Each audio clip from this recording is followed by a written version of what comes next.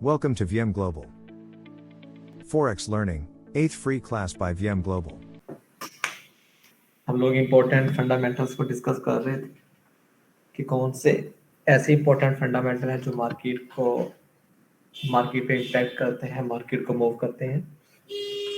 जैसे कि आज रात 12 बजे आज मार्केट में एक बड़ा इम्पोर्टेंट फंडामेंटल आना है।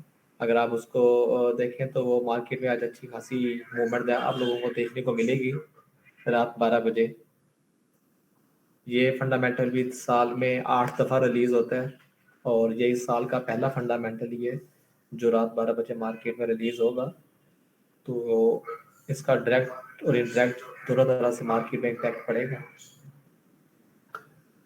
तो बेसिकली फंडामेंटल्स की जो एग्जैक्ट जो थ्योरी बनेगी, news that has an impact on the economy. ऐसी न्यूज़, ऐसी वो खबरें जो हमारी इकोनॉमी के ऊपर असरअंदाज होंगी, बोथ डायरेक्टली एंड इनडायरेक्टली। वो डायरेक्टली भी हो सकती हैं, वो इनडायरेक्टली भी हो सकती हैं। कुछ ऐसी न्यूज़ होंगी जो मार्केट को डायरेक्टली रिस्पॉन्ड करेंगी और कुछ ऐसी हमारे पास खबरें आएंगी जो इनडायरेक्ट किसी न किसी तरह से मार्केट को रिस्पॉन्ड करेगी। इनडायरेक्टली कैसे कि अगर सपोज डॉलर के अगेंस्ट कोई न्यूज़ आती है मार्केट में तो वो डॉलर को डायरेक्टली रिस्पॉन्ड करेगी, और अगर डॉलर वीक या स्ट्रॉन्ग होगा तो उसके इनडायरेक्टली जो बाकी करेंसीज हैं वो भी उसका जो है रिएक्शन लेंगी। अब न्यूज़ चूंकि डॉलर की है तो डॉलर पे डायरेक्ट इम्पैक्ट है, और पौंड, यूरो, CHF, बाकी जितनी भी करेंसीज हैं, जितने भी करेंसीज के पेयर मार्केट में ट्रेड हो रहे हैं, उस न्यूज़ का उनके ऊपर इनडायरेक्ट इम्पैक्ट पड़ेगा। तो बहुत साइड से इम्पैक्ट पड़ता है। Is considered a fundamental factor. इसको हम लोग कहते हैं fundamental factor. These fundamentals are separated into 3 major categories. अब 3 major फंडामेंटल को 3 कैटेगरीज में डिवाइड कर दिया है आप लोगों को फर्दर अंडरस्टैंड करने के लिए। Economic factors, financial factors and political factor.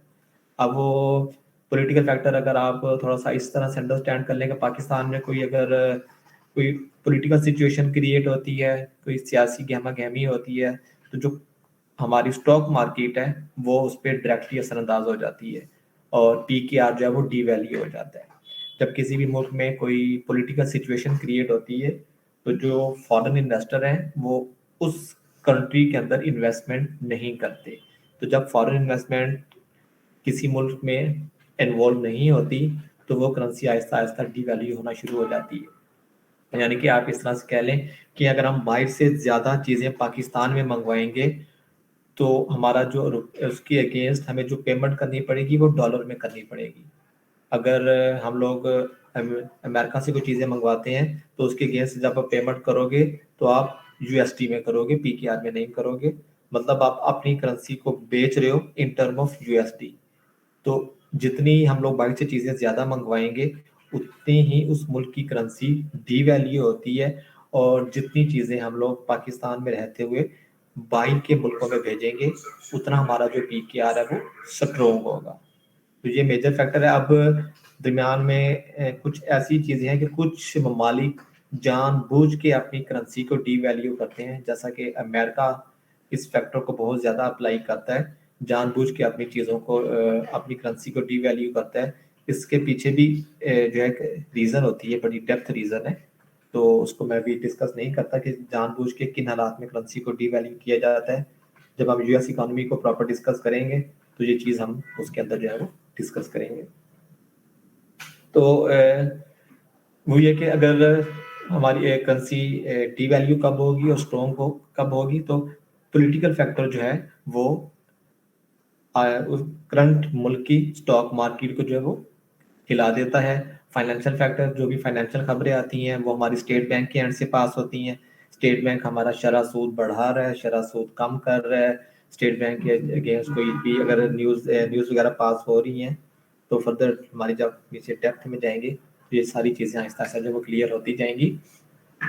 Fundamental analysis gauges the intrinsic value of country's economy.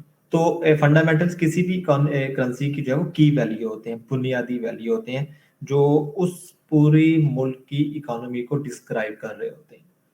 तो जब ये हमारी फंडामेंटल की फाइल खत्म होगी, फिर हम 1-2 सेशंस रखेंगे यूएस इकोनॉमी का। तो जब आप इस पूरे फंडामेंटल्स को डिटेल के साथ अंडरस्टैंड कर चुके होगे, तो जब हम यूएस इकोनॉमी पे जाएंगे तो आपको तब वो इकोनॉमी, यूएस इकोनॉमी को अंडरस्टैंड करने में आसानी हो जाएगी।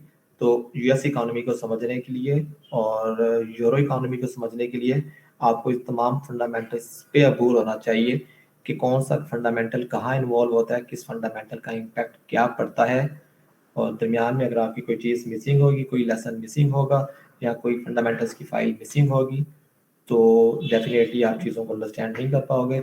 इस तरह के आप एक इस टाइम आप कह लें कि अगर आप दीवार ही बना रहे हो और अगर आप दरमियान से अगर पूरी एक वर्टिकल लाइन, ईंटों की एक लाइन निकाल दें, तो उसकी बुनियाद जो है वो स्ट्रॉन्ग नहीं होगी। तो अगर आप प्रॉपर इसको सीखना चाहते हैं, अगर दरमियान से आप चीज़ों को मिसिंग करते जाएंगे, तो चीज़ें आपको प्रॉपर अंडरस्टैंड नहीं होंगी। एंड जज on it's expected further performance, और उसकी आगे फर्दर परफॉर्मेंस को हम लोग जज कर सकते हैं कि in future, in recent day, in upcoming week या मंथ में वो करेंसी किस तरह से परफॉर्म करेगी, वीक होगी या स्ट्रॉन्ग होगी। हमें उसको बुल साइड में जाना चाहिए या बियर साइड में जाना चाहिए, तो तमाम की तमाम डायरेक्शन जो है वो क्लियर हो जाती है। लेकिन फिर भी इन फंडामेंटल्स को सामने रखते हुए हम करेंसी का लॉन्ग टर्म प्लान नहीं बना सकते। लॉन्ग टर्म प्लान सिर्फ आप लोगों को वही फॉरवर्ड होंगे क्रूड ऑयल के और गोल्ड के जिसमें डिमांड एंड सप्लाई का फैक्टर इन्वॉल्व हो रहा होता है। इसमें no doubt demand and supply होती है, लेकिन ये डेली बेसिस पे, वीकली बेसिस पे इनकी जो है वो पॉलिसीज चेंज होती रहती हैं। तो जिसके बेस पे हम इसका जो है लॉन्ग टर्म प्लान नहीं बना सकते करेंसीज का। Positions are open to take advantage of the anticipated trends in the currency market। जो आपकी positions open हैं, अगर न्यूज़ हमारे अगेंस्ट आई है तो हम उसको कट एंड रिवर्स कर सकते हैं। हम किसी भी लम्हे पे कोई भी डिसीजन ले सकते हैं। मैंने अगर एक चीज़ को सपोज मैंने यूरो जीएसटी के पेयर को बाय किया हुआ है, अगर आज की जो न्यूज़ है अगर वो मेरे अगेंस्ट आती है तो मुझे पता है कि यूरो जीएसटी का पेयर अगर सपोज 1.10 पे ट्रेड हो रहा है, तो ये न्यूज़ इसको 1.08 तक लेके जा सकती है, 0.7 तक लेके जा सकती है। तो मैं माइनर लॉस पे अपनी पोजीशन कट करके मौके पे अपनी पोजीशन को कट एंड रिवर्स कर सकता हूँ। मतलब अगर मैंने बाय किया हुआ है तो मैं ऊपर से उसको सेल कर सकता हूँ, और अगर मैंने सेल किया हुआ है, न्यूज़ जो है उसको अपवर्ड लेकर जाने की सलाहियत रखती है, तो मैं सेलिंग साइड क्लोज करके बाइंग साइड में जा सकता हूँ। मैंने पहले भी कहा था कभी भी मार्केट के साथ हम लोग जिद नहीं लगा सकते कि अगर मैंने कोई पोजीशन सेल की ली है तो वो मार्केट सेल ही होगी। और अगर मार्केट लगातार बाय होती जा रही है, मैं मार्केट के साथ जिद लगा के बैठ जाऊं, नहीं जी मार्केट मेरी फेवर में आएगी, मैंने लॉस में नहीं काटना, तो ये आपको हैवी लॉसेस की तरफ लेकर जा सकता है। तो कभी भी मार्केट के साथ किसी भी मौके पे जिद नहीं लगाएं, अपनी गलती को मिनिमम लॉस पे अपनी गलती को तस्लीम करें और राइट वे पे मार्केट से क्विट कर जाएं, अपनी पोजीशन को कट एंड रिवर्स कर लें, तो ये आपको हैवी लॉसेस से बचा सकती है। माइनर लॉस हम लोग इंट्रा डे में, इंट्रा वीक में कवर कर सकते हैं, बट मेजर लॉसेस हम लोग इंट्रा डे या इंट्रा वीक में कवर नहीं कर सकते। तो इस चीज़ को जो है वो मद्देनजर रखिएगा जब हम लोग प्रैक्टिकल फील्ड में एंटर होंगे। तो हमारे पास एम्प्लॉयमेंट इंडिकेटर्स, हमारा सबसे पहला आज का इंडिकेटर आएगा अनएम्प्लॉयमेंट क्लेम्स। बेसिकली पाकिस्तान में तो ऐसा कोई सीन नहीं है। अगर एक बंदा बेरोजगार है और अगर उसको रोजगार नहीं मिल रहा, तो वो किसी भी लेवल पे, किसी भी स्टेज पे जाके किसी को क्लेम नहीं कर सकता। हालांकि हम मार्केट से कोई भी चीज़ अगर परचेज कर रहे हैं तो उसके अगेंस्ट हम गवर्नमेंट को टैक्स पे कर रहे हैं। इवन कि अगर आप एक माचिस की डिबिया भी अगर आप 5-6 रुपये की बाय कर रहे हो तो उसके ऊपर भी टैक्स जा रहा है। मिनिमम से मिनिमम अगर आप एक नीडल भी बाय कर रहे हो, अगर आप एक सुई भी बाय कर रहे हो, तो उसके अगेंस्ट भी आप गवर्नमेंट को टैक्स जो है वो पे कर रहे हो। इवन हम कोई भी चीज़ परचेज कर रहे हैं तो उसके अगेंस्ट हम लोग टैक्स पे कर रहे हैं। अब हमारे पास कमाई है या नहीं है, तो गवर्नमेंट हमें इस मामले में किसी किस्म की कंपनसेशन नहीं करती अगर हम पाकिस्तान के सिटीजन्स हैं तो। लेकिन बाहर के ममालिक में ऐसा कोई सिनेरियो नहीं है कि अगर हमारे लोग अगर हमारे पास रोजगार नहीं है तो बाहर की गवर्नमेंट उनको पर मंथ कंपनसेशन करती है कि वो क्लेम करते हैं कि हम लोगों ने डिग्री भी है हमारे पास और रियासत की जिम्मेदारी है लोगों को रोजगार प्रोवाइड करना। पाकिस्तान में चूंकि इस चीज की कहीं एप्लीकेबल नहीं है, तो लेकिन हम लोग चूंकि डिस्कस कर रहे हैं फॉरेन करेंसीज को, तो उसमें ये चीज अप्लाई होती है कि रियासत की बुनियादी जिम्मेदारी है लोगों को रोजगार मुहैया करना, और अगर वो रोजगार रियासत मुहैया नहीं करती तो उसके अगेंस्ट रियासत उनको पे करती है। तो लोग क्लेम करते हैं कि हम लोगों के पास डिग्री भी है और रियासत हमें रोजगार मुहैया नहीं कर रही, जबकि हम रियासत को टैक्स भी पे कर रहे हैं। तो इसके अगेंस्ट हमें या तो रोजगार मुहैया किया जाए या हमें इसके अगेंस्ट कंपनसेशन दी जाए। तो पर मंथ उन्हें कुछ ना कुछ जो है वो रियासत कंपनसेट करती है, पे करती है। तो किसी भी मुल्क की बुनियादी शरह के हवाले से ये बहुत करेंसी के लिए डी वैल्यू साइन है कि अगर ज्यादा से ज्यादा लोग ये क्लेम पुट करना शुरू कर दें और रियासत अगर उनसे कोई काम नहीं ले रही, अगर हम रियासत के पॉइंट ऑफ व्यू से देखें तो रियासत उनसे किसी किस्म का कोई काम नहीं ले रही, लेकिन पर मंथ उनको वो कुछ ना कुछ पे कर रही है। तो रियासत के एंड से ये नेगेटिव साइन है, लेकिन लोगों के एंड से ये पॉजिटिव साइन है कि उनको काम नहीं करना पड़ रहा, उनकी जो बुनियादी जरूरियात हैं वो फ्री रहते हुए भी फुलफिल हो रही हैं। तो एक चीज का वही हर चीज का पॉजिटिव फैक्टर भी है और नेगेटिव फैक्टर भी है। तो अवाम के लिहाज से पॉजिटिव फैक्टर है, रियाया के लिहाज से जो है इस चीज का नेगेटिव फैक्टर है। तो जितने ज्यादा लोग ज्यादा से ज्यादा क्लेम पुट करेंगे, उतना उस मुल्क की करेंसी के लिए जो है वो बैड साइन होगा, करेंसी डी वैल्यू होगी।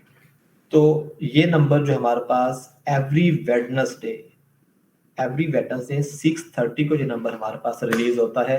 Every week every Wednesday 6:30 exact time पे नंबर हमारे पास रिलीज होता है, जिसे हम लोग अनएम्प्लॉयमेंट क्लेम्स के हवाले से कहते हैं।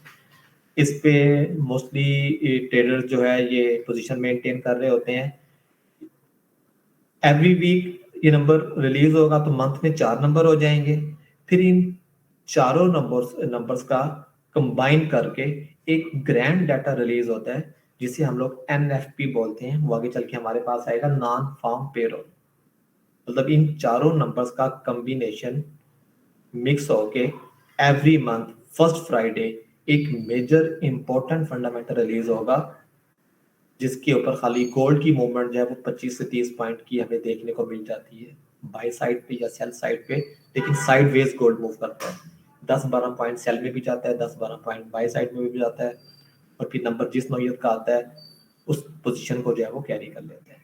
तो अनएम्प्लॉयमेंट क्लेम्स का जो एग्जैक्ट डेफिनेशन बनेगी, इट्स अ वीकली नंबर। मैंने पहले बता दिया weekly, every Wednesday 6:30 of individual who filled the unemployment insurance। तो इसको इंश्योरेंस के जमाने में लेके जाएंगे। अनएम्प्लॉयमेंट इंश्योरेंस जब पुट करते हैं for the first time during the past week, पिछले हफ्ते के अंदर कितने लोगों ने पहली दफा ये इंश्योरेंस पुट की। अब जितने लोग ज्यादा पुट करते जाएंगे तो वो रेशियो बढ़ती जाएगी, उनमें जिन लोगों को रोजगार मिलता जाएगा वो उस लिस्ट में से निकलते जाएंगे, और जिन लोगों को स्टिल रोजगार प्रोवाइड नहीं होगा वो उस लिस्ट में एंड अप होते जाएंगे।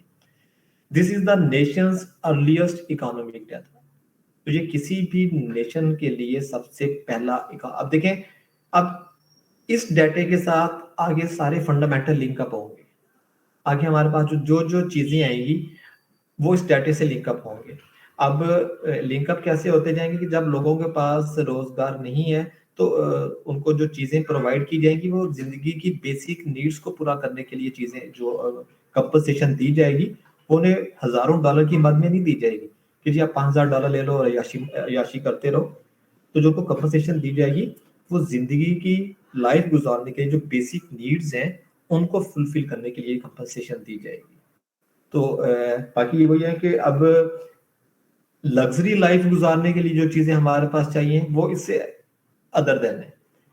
जो चीजें मार्केट में बन रही हैं, अगर मेरे पास किसी चीज को बाय करने की कैपेसिटी नहीं है, अब मार्केट में जितनी भी लग्जरियस चीजें मार्केट में सेल हो रही हैं, जो जो फैक्ट्रीज बना रही हैं, लाइकली एज अगर आप एप्पल को ले लें, एप्पल आए दिन नए से नए मॉडल मार्केट में जब लॉन्च कर रहा है, तो अगर लोगों में उन लग्जरियस आइटम्स को बाय करने की पावर ही नहीं है तो वो कंपनी आहिस्ता आहिस्ता जो है वो डीवैल्यू होना शुरू हो जाएगी। तो अगले जितने भी हमारे फंडामेंटल्स आएंगे वो इस फंडामेंटल से नॉन फार्म पेरोल के नॉन फार्म एनएफटी से डायरेक्टली जो है वो अटैच होंगे, डायरेक्टली असरअंदाज होंगे।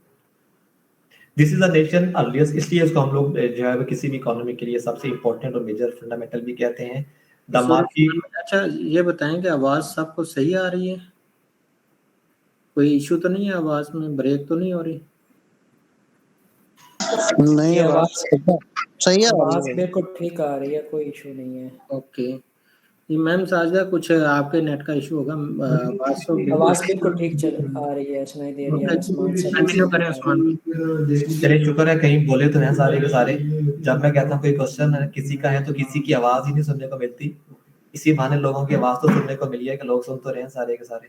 क्वेश्चन आंसर का जैसे ही मैं कहूँगा सारे चुप कर जाएंगे। ये अच्छा किया। अच्छा मैं ना ये चेक किया है क्या ये ना तेरा मसला पता है क्या? ओके हाँ जी, तो this is a nation earliest economic data, the market impact fluctuates from week to week. तो इस डाटे के ऊपर मार्केट जो फ्लक्चुएट करती है वीक टू वीक। अगर एक हफ्ता ये डाटा अच्छा है तो मार्केट इस डाटे का इम्पैक्ट पूरा वीक जो है वो टेक ओवर करती है। नेक्स्ट वीक जब डाटा आता है तो उसको दोबारा अंदाज होता है। लेकिन इस चीज में थोड़ा सा ये चीज भी है, अगर एक डाटा अच्छा आया और दूसरा डाटा बुरा आ गया तो मार्केट की मूवमेंट को चेंज भी कर सकता है। तो ये लाजमी नहीं है कि अगर ये डाटा बुरा आ गया तो पूरा वीक जो है वो डॉलर डी वैल्यू ही होता रहेगा और अगले वीक तक वो डॉलर स्ट्रॉन्ग नहीं होगा। इसका कतई ये मतलब नहीं है। इसका जस्ट ये कि अगर आज सपोज अगर आज 6:30 अगर एक डाटा है और अगर 8 बजे कोई और डाटा है, ये डाटा बुरा आ गया, वो डाटा अच्छा आ गया, तो इसका इम्पैक्ट जो है वो खत्म हो जाता है। फिर मार्केट उस डाटे का इम्पैक्ट ले रही होती है और किसी भी डाटे का इम्पैक्ट लॉन्ग टर्म नहीं होता, वो फॉर अ शॉर्ट टर्म होता है कि अगर एक डाटा बुरा आया है तो अगर मैं अपनी एक पोजीशन सस्टेन करके बैठ जाऊं और मैंने उसमें से अच्छी खासी अमाउंट गेन करनी है, तो ऐसा नहीं होता। जब आप प्रैक्टिकली एंटर होंगे, जब फंडामेंटल्स के ऊपर मार्केट की मूवमेंट देखेंगे तो इससे आप लोगों को बहुत सारी चीजें सीखने को मिलेंगी। जो लोग फॉरेक्स कर रहे हैं, अगर आप आज रात 12 बजे अगर आप मार्केट की मूवमेंट को देखें, स्पेशली यूएस स्टॉक्स को ले लें और करेंसीज के डायरेक्ट पेयर को ले लें, गोल्ड को ले लें और क्रूड ऑयल को ले लें, अगर आप इन चारों की मूवमेंट आज रात 12 बजे चेक करें तो आप लोगों को काफी हद तक जो है बेटर अंदाजा हो जाएगा कि फंडामेंटल के ऊपर मार्केट की मूवमेंट जो है वो क्या होती है। अगर मार्केट सपोज गोल्ड की मार्केट अगर 1200 पे ट्रेड हो रही है और फंडामेंटल आया है मार्केट 1180 पे आ गई है, तो 1180 का वो लेवल टच करके ऐसा भी होता है कि मार्केट जाके दोबारा 1200 पे आ जाती है। तो फंडामेंटल का इम्पैक्ट शॉर्ट टर्म होता है, हम उसमें से लिमिटेड प्रॉफिट गेन करते हैं, सिर्फ फंडामेंटल के ऊपर ट्रेड करते हैं। अपने जो डे टारगेट्स हैं, प्रॉफिट एंड लॉस के जो डे टारगेट्स हैं उनको फुलफिल करते हैं और मार्केट से क्विट कर जाते हैं। फंडामेंटल्स पे लॉन्ग टर्म ट्रेड नहीं करते और फंडामेंटल्स के ऊपर विदाउट स्टॉप लॉस भी मार्केट में एंटर नहीं होना चाहिए कि वो आपको हैवी लॉसेस की तरफ लेके जा सकती है। बाकी डिपेंड करता है हमारी क्वांटिटी के ऊपर। अगर क्वांटिटी हमारी माइनर है तो हम विदाउट स्टॉप लॉस मार्केट में एंटर हो जाते हैं। फिर हम second, third and fourth different strategies हैं, 4 नंबर तक हम वो स्ट्रेटजीज अप्लाई करते हुए अपनी पोजीशंस को जो मेंटेन कर रहे होते हैं। तो जो चीजें हम लोग प्रैक्टिकली में लेके जाएंगे वहां अंदाजा हो जाएगा आप लोगों को।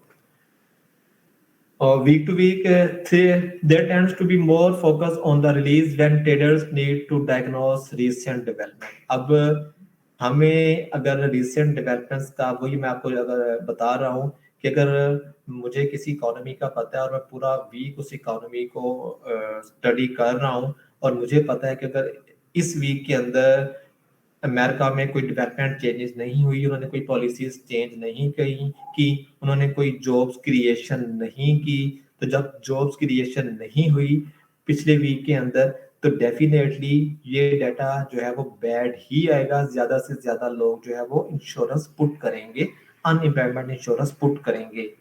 तो हमें पूरे वीक के ऊपर, बल्कि आप कह लें चलो पूरा वीक एंड पूरा मंथ, हमें इनके ऊपर फोकस करना पड़ता है अगर हम लोग मार्केट से गेन करना चाहते हैं। अब अगर मुझे पता है कि पिछले पूरे वीक के अंदर कोई जॉब क्रिएशन नहीं हुई, कोई ऐसी एक्टिविटी अगर यूएस में नहीं हुई तो डेफिनेटली ये डाटा बैड आएगा। मैं डाटे के आने से पहले ही बैड डाटे के अकॉर्डिंग मतलब डॉलर जो है वीक होगा, जब डॉलर वीक होगा तो इसके अगेंस्ट बाकी करेंसीज पे क्या इम्पैक्ट पड़ेगा, तो मैं उसके अंदर अपनी पोजीशन जो है वो मेंटेन कर लूंगा और मार्केट से जो है मैं अच्छी प्रॉफिट टेकिंग कर सकता हूँ डाटा आने से पहले ही। तो ये हमें एडवांटेज होता है न्यूज से अपडेट रहने का। अगर सिंपली अगर मैंने ट्रेड करना है, एक तो सिंपल वे है ना कि मैं मार्केट में ट्रेड पुट कर दूं और एसएल और टीपी लगा दूं, क्योंकि यहाँ एसएल हिट होगा यहाँ टीपी हिट होगा, तो अगर मैंने ऐसे 5 से 6 एसएल हिट करा लिए तो वो भी मेरे हैवी लॉस है।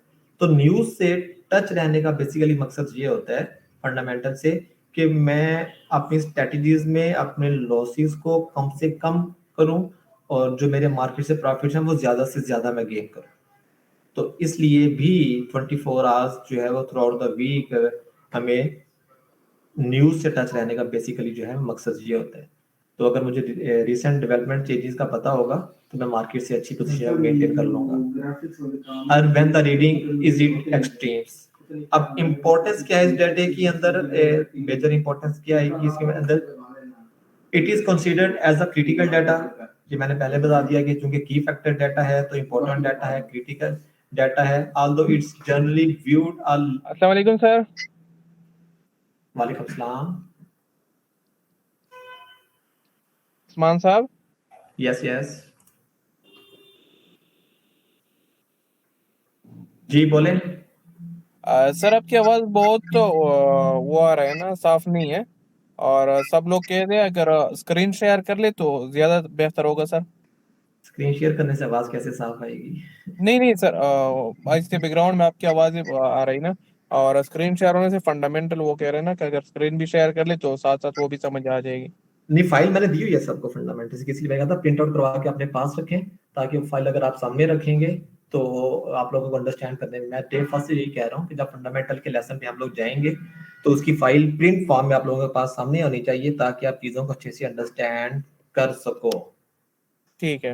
हाँ, तो ये मैंने इसलिए फाइल आप लोगों को फॉरवर्ड करवा दी थी कि ताकि आप उसका प्रिंट आउट करवा के अपने पास रखें। हाँ बिल्कुल सर, आपकी बात सही है, लेकिन इसमें जो है ना कल से जो न्यू लोग ज्वाइन हो रहे हैं इसके पास फाइल नहीं है, पीडीएफ फाइल नहीं है। जिनके पास फाइल नहीं है वो इस मामले में काशिफ साहब से डायरेक्टली राब्ता कर सकते हैं, वो फाइल ठीक है, मैं काशिफ भाई को बोलता हूँ, फिर हाँ। वो इन लोगों के साथ में शेयर करता हूँ, कोई इशू नहीं है सर। Definitely sure. अरमान भाई, मैंने आपको कल वो फाइल सेंड की थी ना, वो आपने सबको सेंड करनी थी। चलो सही है, मैं देखता हूँ फिर सबके साथ में शेयर करता हूँ, कोई इशू नहीं। ओके सर कंटिन्यू कर ले आप। स्क्रीन इसलिए नहीं मैं शेयर करता क्योंकि मैं कैजुअल ड्रेसिंग में ऑफिस में इस टाइम बैठा होता हूं, तो इसलिए मैं स्क्रीन जो है ना मोस्टली ऑफ कर देता हूं। Okay sir okay. क्या गया क्योंकि ट्रेडिंग हमने करना होता है, ट्रेडिंग क्या होता है तो इसलिए कैजुअल ड्रेसिंग में रहकर ट्रेडिंग कर रहे होते हैं। और पब्लिक डीलिंग चूंकि आजकल मैं नहीं कर रहा, जस्ट रूम खुद को रूम में कैद करके जस्ट सर्विसेज दे रहा हूं, तो thank you so much sir for timing, thank you. Okay. अच्छा, अब हमारे पास आएगा it's considered as a critical data although it's generally viewed as lagging indicator. अब यहाँ पे दो चीजें हैं, एक लीडिंग इंडिकेटर होता है और एक लैगिंग इंडिकेटर होता है। अब लीडिंग इंडिकेटर क्या होता है और लैगिंग इंडिकेटर क्या होता है, ये हम 3-4 फंडामेंटल्स को डिस्कस कर लें तो फिर हम इसको जाएंगे, इसलिए इसको यहाँ पे हाईलाइट किया गया हुआ है। तो ये चीज भी आप में, क्योंकि क्वेश्चन में आप लोगों ने चूंकि उठानी नहीं है, अगर मैं इसको ड्रॉप कर दूं तो किसी ने कोई क्वेश्चन तो करना नहीं है कि लैगिंग इंडिकेटर क्या होता है, तो इसलिए मैं इसको खुद ही अभी पेंडिंग में लेके जा रहा हूँ और खुद ही क्वेश्चन रेज कर रहा हूँ कि दो इंडिकेटर होते हैं, एक लीडिंग इंडिकेटर होता है और एक लैगिंग इंडिकेटर होता है, इसको हम आगे लेके चलेंगे। The number of unemployment people, इसको आप यहाँ पे विशा का वो अगर किसी के पास फाइल है तो उसको यहाँ पे हाईलाइट कर ले या वो लाइन ड्रा कर ले ताकि आप लोगों को याद आ जाए कि हम लोगों ने इसको बाद में डिस्कस करना है। The number of unemployment people is an important signal of overall economic health. पूरी इकोनॉमिक हेल्थ के लिए आप देखें, जितने नंबर्स कम से कम होते जाएंगे तो इकोनॉमी की हेल्थ कितनी होगी, बेटर होगी, और अगर नंबर ज्यादा से ज्यादा होते जाएंगे तो इकोनॉमी की हेल्थ बुरी होती जाएगी। जब इकोनॉमी की हेल्थ बुरी होती जाएगी, करेंसी डीवैल्यू होती जाएगी। जब एक मुल्क की करेंसी डीवैल्यू होगी तो उसके अगेंस्ट किसी चीज ने स्ट्रॉन्ग तो होना है, तो जब एक डॉलर डीवैल्यू होगा तो उसके अगेंस्ट किसी चीज को तकवीत मिलेगी, लोग अपनी इन्वेस्टमेंट किसी दूसरे प्रोडक्ट में करेंगे तो डेफिनेटली वो चीज स्ट्रॉन्ग होगी।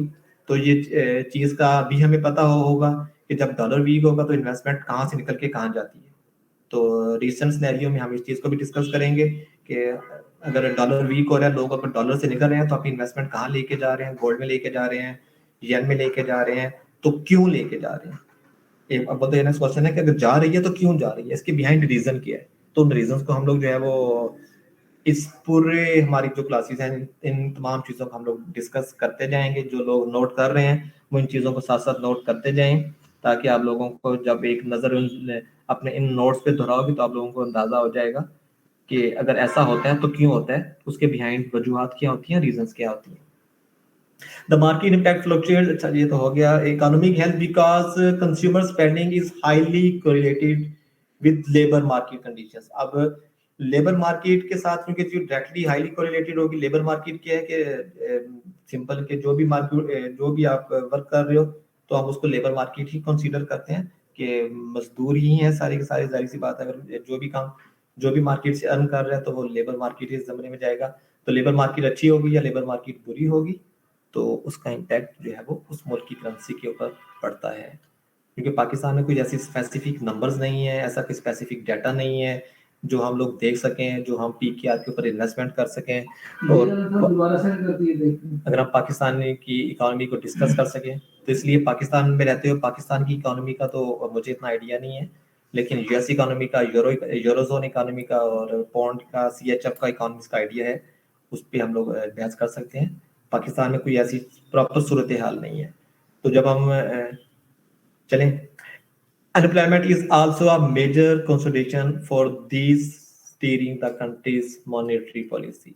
अब मॉनेटरी पॉलिसी किसी भी मुल्क के ऊपर, किसी भी मुल्क की जो मॉनेटरी पॉलिसी है वो अनएम्प्लॉयमेंट क्लेम्स के ऊपर ही बन रही होती है। तो आज रात जो 12 बजे जब डाटा रिलीज होगा, इस साल का पहला एफओएमसी जो रिलीज करेगा, फेड जो रिलीज करेगी, फेडरल ओपन मार्केट कमेटी, वो इसी मॉनेटरी पॉलिसी को ही डिस्क्राइब करेगी। अगर मैं इसको थोड़ा सा ओवरव्यू दे दूं कि आज रात उन्होंने ये डिसीजन लेना है कि इस साल के अंदर हम अपना शरह सूद इंटरेस्ट रेट को कितना इंक्रीज करेंगे। करंटली जो इंटरेस्ट रेट अमेरिका का चल रहा है वो आगे चल के हम डिस्कस करेंगे कि अगर इस टाइम अगर जो करंट रेट हमारा जो अमेरिका का इंटरेस्ट रेट चल रहा है तो आज की मॉनेटरी पॉलिसी में ये चीज़ वाजे होगी कि इस साल हमने अपना इंटरेस्ट रेट अगर सपोज हमारा इस टाइम 4 चल रहा है तो हमने इसको 7 तक लेके जाना है और एवरी मंथ या एवरी आफ्टर 1 मंथ हमने 25 बेसिक पॉइंट्स इंक्रीज करने हैं। किस रेशो से इंक्रीज करने हैं और क्यों इंक्रीज करने हैं, हमारी इन्फ्लेशन क्या है, हमारी जो जॉब सेक्शन है वो हमारे पास कितना अच्छा परफॉर्म कर रहा है। इनकी प्रॉपर एक रिपोर्ट रिलीज होगी जो अगले 2 महीने तक, नेक्स्ट 2 मंथ्स तक उसके ऊपर मार्केट के ऊपर असरअंदाज होगी। वो प्रॉपर अपनी जो पॉलिसी है वो वाजे करेंगे और नेक्स्ट जब एफओएमसी रिलीज होगा तो एफओएमसी मीटिंग मिनट्स के आफ्टर 3 वीक्स जो है वो अमेरिका का ये डाटा रिलीज होता है। अगर आज एफओएमसी मीटिंग मिनट्स रिलीज हो रहे हैं तो आज के 3 हफ्ते बाद आफ्टर 3 वीक्स एफओएमसी अपना जो है वो इंटरेस्ट रेट का फैसला करेगी, जिसके ऊपर मार्केट हाईली कोरिलेटेड होती है। वो भी रात 12 बजे ही रिलीज होता है। तो एफएमसी का जो भी डाटा है वो रात 12 बजे जो है वो मार्केट में पब्लिश होता है। तो यही वो आ गया कंट्रीज मॉनेटरी पॉलिसी के मॉनेटरी पॉलिसी को वाजे करने में ये डाटा आता है। तो ये डाटा ही हमारे पास डायरेक्टली इम्पैक्ट करता है हर चीज के ऊपर, मॉनेटरी पॉलिसीज के ऊपर, किसी भी मुल्क के जो है वो शरह सूद है उसके ऊपर, लोगों की बाइंग पावर के ऊपर, लोगों की मार्केट में के लोगों के पास किसी प्रोडक्ट को बाइंग खरीदने की सलाहियत है या नहीं है, फैक्ट्रीज को जो गुड्स हैं वो किस रेशो से बनानी चाहिए। अगर ये डाटा अगर बुरे से बुरा आता जा रहा है तो जो फैक्ट्रीज हैं वो गुड्स उस रेशो से नहीं बनाती जिस रेशो से उसको बनानी चाहिए। आगे चल के ये चीज़ हम लोग डिस्कस करेंगे। तो ये डाटा ही की फैक्टर डाटा है जो पूरी इकोनॉमी के ऊपर डायरेक्टली असरअंदाज होता है। अनएम्प्लॉयमेंट क्लेम्स, तो इस पे आप थोड़ा सा अगर जिसके पास फाइल है तो दोबारा इसको नोट डाउन कर लीजिएगा और इसको अच्छे से समझ लीजिएगा।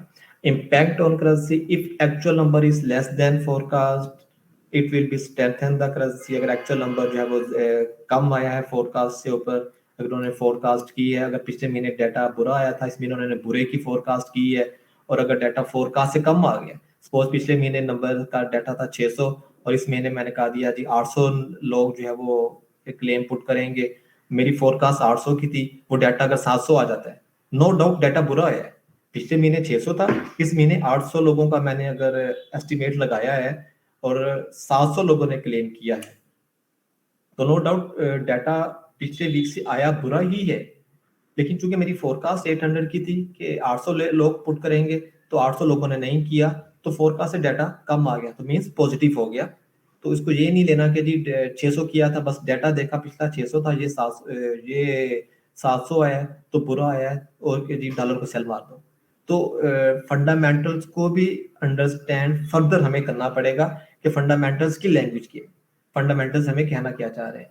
तो 600 से 800 फोरकास्ट थी, डाटा का 700 आ गया, तो भी डॉलर जो है वो थोड़ी सी मार्केट में जो मूवमेंट होगी, थोड़ा सा सेल जाएगा, लेकिन लॉन्ग टर्म इम्पैक्ट क्या होगा मार्केट का, डॉलर का, वो बाइंग साइड पे जाएगा। तो इस डाटे का इम्पैक्ट माइनर सा होगा मार्केट के अंदर, माइनर वीक और मेजर जो है वो स्ट्रॉन्ग होगा। तो अगर वही चीज है, और अगर if actual number is greater than the forecast, और अगर मेरी फोरकास्ट थी 7 और डाटा 600 था, मैंने फोरकास्ट दिया 800 की, और डाटा अगर आ गया 1000, तो ये हाईली बैड आ गया। तो इसका इम्पैक्ट मार्केट में बहुत ज्यादा होगा, मार्केट बहुत शार्पली उसको रेस्पॉन्ड करेगी और डॉलर बहुत तेजी से जो है वो वीक होना शुरू हो जाएगा। तो एक्चुअल प्रीवियस नंबर को देखते हुए और एक्चुअल नंबर को देखते हुए हमें जो अपनी पोजीशन जो है वो मेंटेन करनी पड़ती है। तो प्रीवियस नंबर क्या था, फोरकास्टेड क्या थी और एक्चुअल नंबर क्या है, तो इस तीनों के दरमियान में भी सारी की सारी चीजें हैं। इस तीनों चीजों को भी हम लोगों को जो है मद्देनजर रखना पड़ता है। अगर हमारी फोरकास्ट 800 की थी, एक्चुअल डाटा 1300 का आ जाता है, तो हाईली बैड होगा। जितना ऊपर जाते जाएंगे फोरकास्ट से, उतना वो हाईली बैड होता जाएगा, उतना डॉलर के लिए जो है वो नेगेटिव साइन होता जाएगा। तो जब डॉलर के लिए नेगेटिव साइन होगा, तो उसके अगेंस्ट वाइस वर्सा गोल्ड के लिए पॉजिटिव साइन होगा। सिंपल कोरिलेशन एक सिर्फ यहाँ ये याद रख लें कि जब जब डॉलर वीक होगा, उसके अगेंस्ट डॉलर वीक होगा, उसके अगेंस्ट जो गोल्ड है वो स्ट्रॉन्ग होगा। अगर जब भी आपने ट्रेडिंग करनी है, तो एक चार्ट पे अगर आप डॉलर इंडेक्स का चार्ट लगा लें, दूसरे ग्राफ में अगर आप गोल्ड का लगा लें, तो ये आप लोगों को देखने को भी मिल जाएगा। अगर डॉलर वीक हो रहा है तो गोल्ड स्ट्रॉन्ग हो रहा है, अगर गोल्ड स्ट्रॉन्ग हो रहा है और अगर गोल्ड वीक हो रहा है तो डॉलर स्ट्रॉन्ग हो रहा है। वाइस वर्सा दोनों की जो है वो ट्रेडिंग होती है, डॉलर की और गोल्ड की। ये हमारा आज का जो है पहला फंडामेंटल था, अनएम्प्लॉयमेंट क्लेम्स। जहां तक किसी की कोई क्यूरी है, तो मैं एक दिन में 2 फंडामेंटल्स जो स्मार्ट फंडामेंटल्स है वो हम एक दिन के अंदर 2 लेके जाएंगे, अदरवाइज मेरी कोशिश होगी कि एक दिन के अंदर 1 लेके जाऊं, ताकि प्रॉपर डिटेल के साथ आप लोगों को अंडरस्टैंड करवा दिया जाए। जी, यहाँ तक किसी की कोई क्यूरी है, किसी का कोई क्वेश्चन है, तो वो मुझसे शेयर कर सकता है। अस्सलाम वालेकुम। वालेकुम सलाम। उस्मान भाई, इसमें एक चीज तो काइंडली ये बता दें, जब मैंने ज्वाइन किया तो ना आपने बार बार एक ही बात कही है कि एवरी वेडनेसडे 6:30, वो 6:30 PM है कि AM है? और सेकेंडली इसमें ये आप बता दें कि अनएम्प्लॉयमेंट इंश्योरेंस का डाटा वो कहाँ से पिक करते हैं, मीन के जो हमें बाद में शेयर होता है ना वीकली, तो वो ये इंश्योरेंस मीन तो होती है कि अनएम्प्लॉयमेंट का जो पर्सन है वो इंश्योरेंस करा रहा है, या 1 बाय 1 ये डाटा कहाँ से पिक किया जाता है कि पता चले कि अनएम्प्लॉयड लोग इतने हैं? थर्डली जो चीज है इसके अंदर कंज्यूमर की है, मुझे इस बात की समझ नहीं आई कि ये कंज्यूमर कौन है। जो चीजें प्रोड्यूस करते हैं वो प्रोड्यूसर्स होते हैं, जो उन चीजों का यूज करते हैं वो कंज्यूमर होते हैं। पहला आपका एक थर्ड क्वेश्चन का आंसर तो ये हो गया, आप जो चीजें प्रोड्यूस करोगे तो वो आप प्रोड्यूसर कहलाओगे, और वो प्रोडक्ट्स आप जिनको सेल करोगे और वो जो लोग उन प्रोडक्ट्स का यूज करेंगे वो कंज्यूमर्स कहलाएंगे। लेकिन ये जो कंज्यूमर है ये कैसे हाईली कोरिलेट होंगे हमारी मार्केट से? मीन अनएम्प्लॉयमेंट की वजह से क्या लोग चीजें लेना कम हो जाएंगे, कंज्यूम करना कम हो जाएंगे? आप सपोज प्रोडक्ट्स बना रहे हो, आपकी एक फैक्ट्री है, जी जी। आपने इस हफ्ते 100 प्रोडक्ट्स बनाई हैं और अगर आपसे कोई भी प्रोडक्ट खरीदने नहीं आता तो आप क्या गेन कर रहे होगे, फैक्ट्रीज क्या गेन कर रही होंगी? लॉस ही कर रही होंगी और क्या करना उन्होंने। लेकिन जो आपकी फिक्स्ड कॉस्ट है, आपका रेंट जा रहा है, आपने जो लेबर रखी है वो लेबर को आप पे कर रहे हो, और जो आपकी जो कैरी मतलब जो आपकी जो फिक्स्ड कॉस्ट है वो नहीं रुक रही और आपकी प्रोडक्ट की सेल नहीं हो रही, तो डे बाय डे जब आप लॉस में जाओगे तो एट द एंड आप क्या करोगे, अपनी फैक्ट्री को ही क्लोज कर दोगे। अगर आपने 100 प्रोडक्ट्स बनाई हैं, उसमें अगर 30 सेल हो गई हैं, 70 आपने आपके पास पड़ी हैं, नेक्स्ट मंथ आपने 100 प्रोडक्ट्स को फिर बना लिए, आपके पास 170 आ गई। अब कंज्यूमर क्या है, बेसिकली वो बंदे जिनके पास पैसे ही नहीं है कि मैं किसी चीज को खरीद सकूं, तो पैसे कब आएंगे, जब मेरे पास रोजगार होगा। जब मेरे पास रोजगार नहीं होगा तो मेरे पास तो किसी को चीज को खरीदने की बाइंग कैपेसिटी नहीं है ना, तो मैं अपनी बेसिक नीड्स को पूरा करूंगा, मैं अपनी लग्जरी लाइफ में नहीं जाऊंगा। तो लग्जरी लाइफ में जब हम जाते हैं तो ये चीजें बात की आती हैं, तो वही चीजें कि जो प्रोड्यूसर्स हैं वो तो चीजें प्रोड्यूस कर रहे हैं, अगर कंज्यूमर उन प्रोड्यूसर्स की चीजों को बाय नहीं कर रहे तो उससे जो डायरेक्टली अफेक्टेड हो रहे हैं प्रोड्यूसर, डायरेक्टली अफेक्टेड हो रहे हैं। अगर मैं जाके मार्केट से अगर एप्पल का फोन बाय नहीं करता तो मुझे फर्क नहीं पड़ेगा, मैं नोकिया के किसी भी फोन से गुजारा कर लूंगा, मैं नोकिया 3310 लेके गुजारा कर लूंगा, सिर्फ मैंने कॉल सुननी है और कॉल भेजनी है, मतलब मार्केट में किसी भी सेल फोन से गुजारा कर लूंगा। एप्पल लग्जरी लाइफ में जाता है, जिंदगी की बेसिक नीड नहीं है कि मैं एप्पल अगर फोन नहीं लेता तो मैं अपनी जो है जिंदगी नहीं गुजार सकता, तो ऐसा नहीं है, तो वो लग्जरी लाइफ में जाएगा। लेकिन एप्पल अगर फोन बना रही है और लोग एप्पल के फोन को बाय ही नहीं कर रहे या कम से कम बाय कर रहे हैं, तो एप्पल की जो कंपनी है वो डायरेक्टली अफेक्टेड होगी कंज्यूमर की वजह से। कंज्यूमर अफेक्ट नहीं होगा एप्पल की वजह से, एप्पल अफेक्टेड होगा कंज्यूमर की वजह से।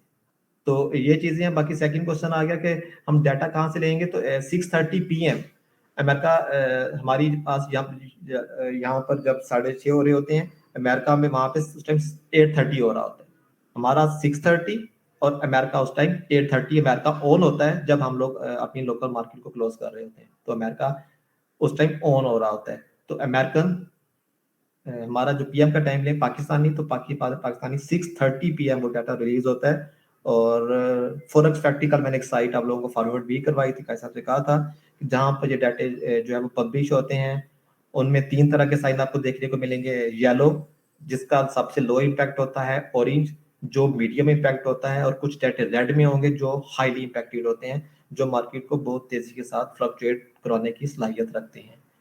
और आप पहला क्वेश्चन था आपका डाटा कहाँ से देखेंगे, वो आप लोग जाके फॉरेक्स फैक्ट्री पे देखोगे। सेकंड किस टाइम रिलीज होगा, तो ये हमारे पाकिस्तानी 6:30 PM पे डाटा रिलीज होता है, फॉरेक्स फैक्ट्री वेबसाइट है वो आपको दोबारा फॉरवर्ड कर दी जाएगी, वहां पे जाके आप इसको देख सकते हो। इन डाटा की वहां पे फर्दर डिटेल स्टडी भी आपको मिल जाएगी जब आप उस डाटा को क्लिक करोगे। और थर्डली कंज्यूमर और प्रोड्यूसर, अगर कंज्यूमर में बाइंग पावर नहीं है तो प्रोड्यूसर एक लिमिटेड सर्टेन लिमिट तक चीजें प्रोड्यूस करते हैं, उसके बाद जो है वो चीजें प्रोड्यूस नहीं करते, तो कंज्यूमर डायरेक्टली अफेक्टेड होगा, प्रोड्यूसर डायरेक्टली अफेक्टेड होगा कंज्यूमर की वजह से। जी एनीवन एल्स? जी मिस, होपफुली आपको समझ आ गई होगी। जी कदरे, बाकी प्रैक्टिकली इंशाल्लाह। हाँ, ये चीजें कदरे कदरे ही समझ आएंगी आहिस्ता आहिस्ता अभी, हाँ जी। मैं भी इसलिए ज्यादा फास्ट नहीं चल रहा, ये ना हो कि वो ज्यादा खाने के चक्कर में सारे भूल जाए। नहीं, हम 4-5 माह भी लगा सकते हैं लेकिन हमें समझ आ जाए। मैं इसी के अकॉर्डिंग चल रहा हूँ, slow and steady wins the race. बचपन में पहला माँ बाप यही सीखा था हमने। जी जी जी और कोई?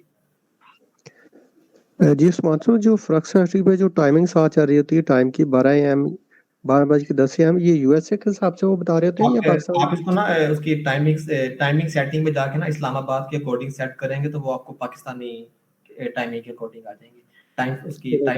टाइम फैक्टर में जाओगे तो वहां पे आपने GMT इस्लामाबाद कर देना है, तो जो वो टाइमिंग हो जाएगी वो आपकी पाकिस्तानी टाइम के मुताबिक हो जाएंगी। Okay, thank you.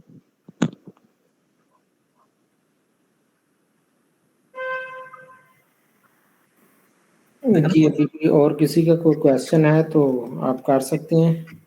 Question answer में सारे सो जाते नहीं अभी जमान भाई कमरुज़्ज़मान चांद डॉक्टर साहब अभी वो आप बता रहे थे लैगिंग इंडिकेटर का बारे में, ये थोड़ा सा क्लियर कर दें। ये मैंने भी थोड़ा सा इसलिए इसको जो होल्ड कर दिया उसको मैंने सर्कल भी करवा दिया है। इसको हम लेके जाएंगे मेरा ख्याल है आफ्टर 2 डेज कुछ फंडामेंटल डिस्कस करने के बाद।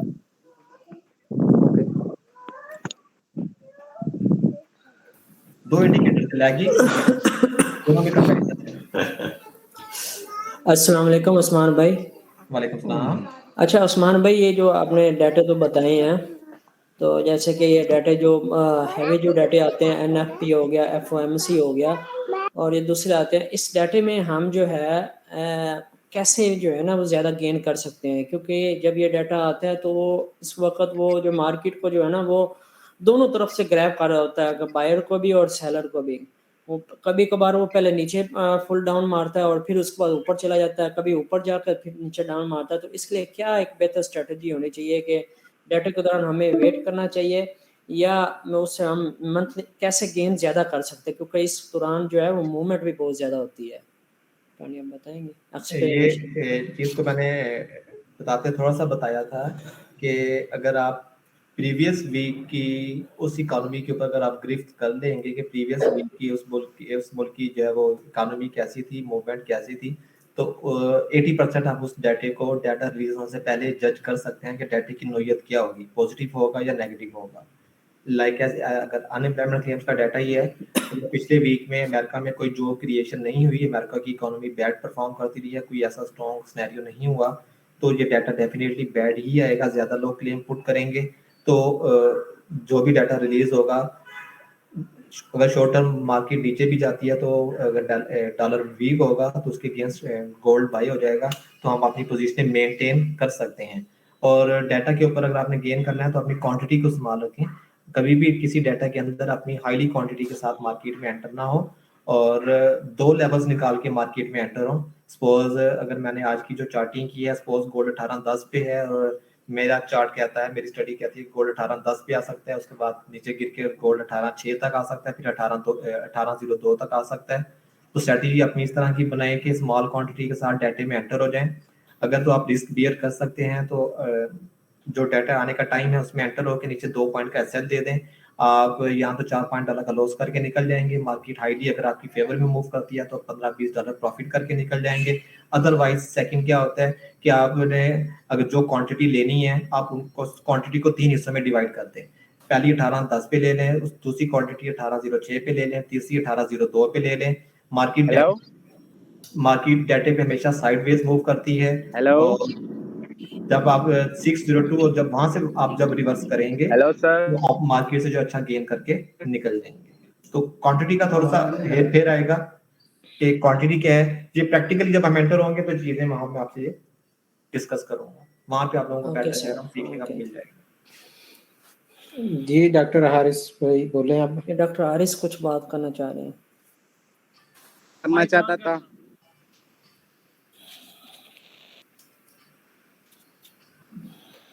जी आरएस भाई कोई क्वेश्चन है तो बोले।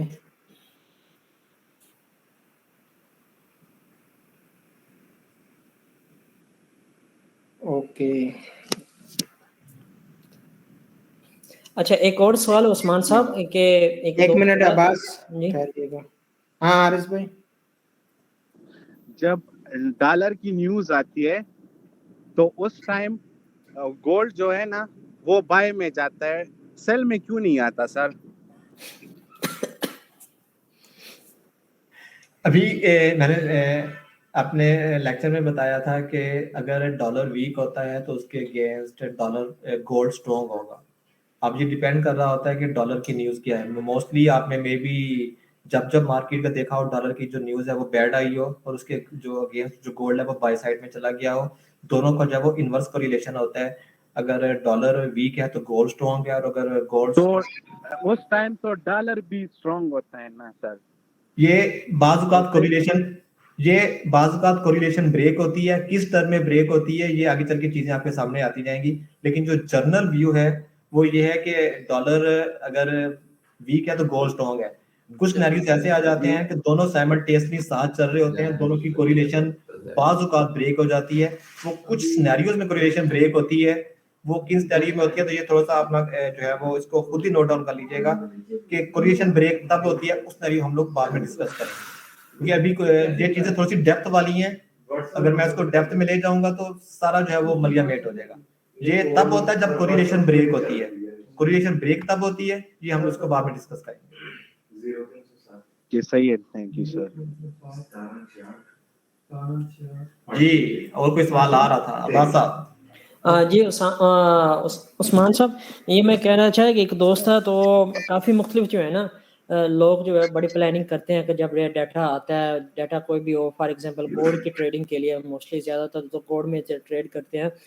तो काफ़ी एक दो दोस्त ने उन्होंने कहा कि $3000 लेकर और उनको मार्जिन में कवर करके कि मार्जिन एक मार्जिन के गोल्ड का हमें एक मार्जिन कितना मिल रहा है, तो उसका टोटल हमें जो है ना इतने मार्जिन पे हमें जो है ना इतने गोल्ड मिलेंगे। तो वो उनकी ख्वाहिश ये होती है कि भाई इनको जो है ना $3000 या तो ये $6000 पे हमने इसको डबल करना है, तो या फिर जो या लॉस होना है क्या।